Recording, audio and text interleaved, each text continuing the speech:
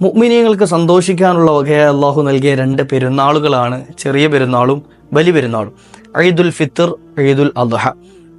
റമദാന്റെ വിശുദ്ധിയോട് കൂടിയിട്ട് ചെന്നു ചേരുന്ന പര്യവസാനം കുറിക്കുന്നത് ഷവ്വാലിൻ്റെ 1 കൂടി കടന്നു വരുന്നതാണ് ഈദുൽ ഫിത്ർ. ഈദുൽ ഫിത്തറിൻ്റെ ദിവസം അല്ലെങ്കിൽ ഈദുൽ അദ്ഹയുടെ ദിവസം ആരെങ്കിലും ഒരാൾ 300 തവണ സുബ്ഹാനല്ലാഹി വബിഹംദിഹി എന്ന ദിക്ർ ചൊല്ലിയിട്ട് തൻ്റെ മരണപ്പെട്ടുപോയ മുൻഗാമികൾക്ക് ഹദിയ ചെയ്യുകയാണ് എങ്കിൽ 1000 പ്രകാശങ്ങളെ അവരുടെ ഖബറിലേക്ക് അള്ളാഹു നൽകുന്നതാണ് എന്ന് മുത്തുനബി തങ്ങൾ പറയുകയാണ്.